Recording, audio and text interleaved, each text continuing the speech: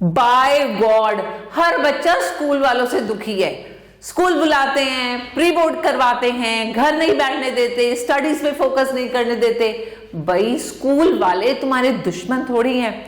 जिस बच्चे से बात करो उसी बच्चे का एक सवाल, मैम प्री बोर्ड दें या ना दें, मैम प्री बोर्ड क्यों दें, प्री बोर्ड के क्या मार्क्स ऐड होंगे, प्री बोर्ड नहीं देंगे तो क्या रोल नंबर नहीं मिलेगा। इतने सारे क्वेश्चंस, इतने सारे सवाल बच्चों के दिमाग में, इतनी नर्वसनेस, इतना स्ट्रेस दे रहे हैं, तो वीडियो बननी तो बहुत जरूरी थी। तो इसी टॉपिक को लेकर कि आफ्टर ऑल हमें क्या प्री बोर्ड देने चाहिए, हमें प्री बोर्ड के लिए कैसे प्रिपेयर करना चाहिए, हमें प्री बोर्ड देते टाइम किन स्ट्रैटेजीज को फॉलो करना चाहिए, इन सब चीजों को ध्यान में रखते हुए आज आ गई आपकी अंजना मैम आपके सारे क्वेश्चंस का आंसर लेके। तो सब्सक्राइब करना तो बनता है, जल्दी से सब्सक्राइब करो और अपनी जर्नी आगे स्टार्ट करते हैं।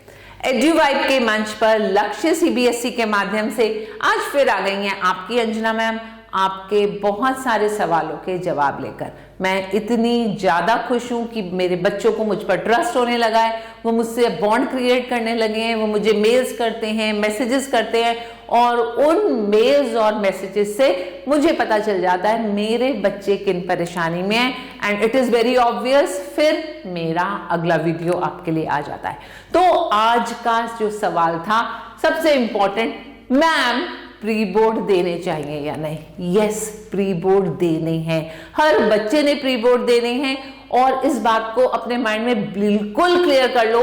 स्कूल वाले 2 टाइम्स 3 टाइम्स 4 टाइम्स जितनी बार आपको बुलाएं कि प्री बोर्ड दो, तो उन प्री बोर्ड्स को देने आपने जाना है। मैं आपको क्लियर करती हूँ प्री बोर्ड्स कैसे देने हैं। एक बच्चे ने बोला मैम प्री बोर्ड्स कैसे दें, अभी तो हमारा सारा सिलेबस कंप्लीट नहीं हुआ, प्री बोर्ड्स देने जाएंगे तो टाइम वेस्ट होगा, हम अपनी प्रिपरेशन में डाइवर्ट हो जाते हैं। बिल्कुल इस चीज को अपने माइंड से निकाल दो, बिकॉज हम डायरेक्ट जाकर बोर्ड का एग्जाम नहीं दे सकते।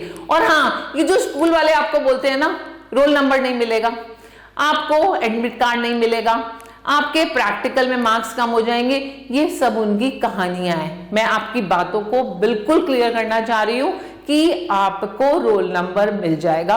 फिर भी मैं आपको कहूंगी, धक्का देके भेजूंगी स्कूल में कि जाओ प्री बोर्ड देकर आओ।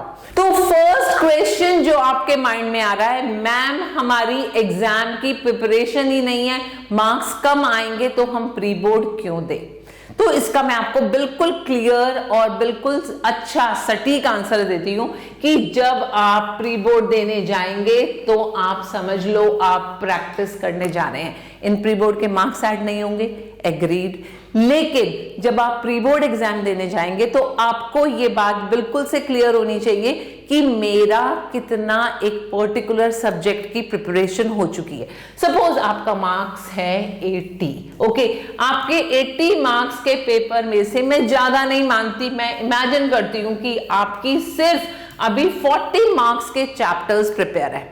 तो अगर आपके 40 मार्क्स के चैप्टर प्रिपेयर हैं, भाई जाओ ये तो देखो कि उन 40 मार्क्स की कितनी तैयारी हो रखी है। उन 40 मार्क्स वाले ही क्वेश्चंस को चूज करो अपने पेपर में से, उनको अटेम्प्ट करो और आप अपना रिजल्ट चाहे 25 मार्क्स आ रहा है, चाहे 30 मार्क्स आ रहा है, चाहे 40 आउट ऑफ 40 आ रहा है, आपको ये तो पता चल जाएगा ना कि आप उन 40 मार्क्स की जंग लड़ने के लिए कितने तैयार हो और उसके आगे के अगले 40 मार्क्स की आप अपनी तैयारी शुरू करोगे।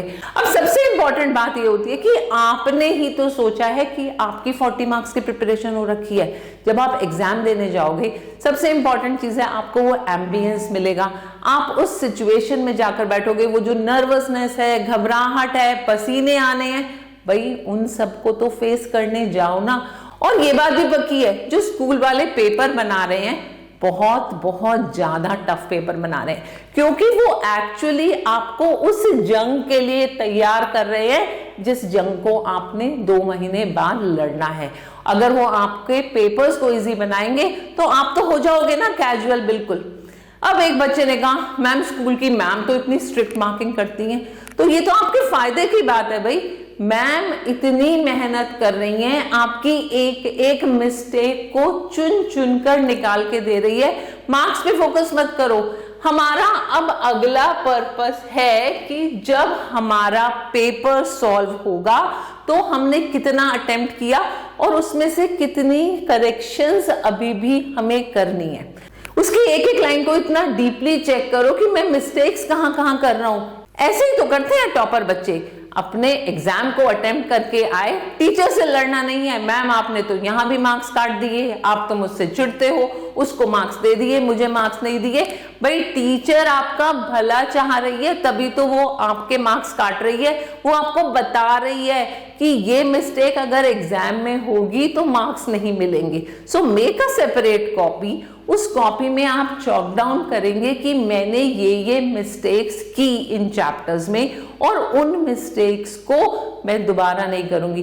तो आपकी एक सेपरेट नोटबुक बन जाएगी हर सब्जेक्ट की, जिसमें आप ये मेंशन करके रखेंगे कि ये मेरी मिस्टेक हो रही थी और नेक्स्ट टाइम जब वो दोबारा प्री बोर्ड देने के लिए बुलाए तो जाओ ना, जंग लड़ने से डरते क्यों हो, जाकर अपने पेपर को दो और फिर अगली बार देखो क्या मैं पिछले प्री बोर्ड से बेटर हुआ, क्या मैं पिछले प्री बोर्ड से कुछ इंप्रूव हुआ और कितना इंप्रूव हुआ।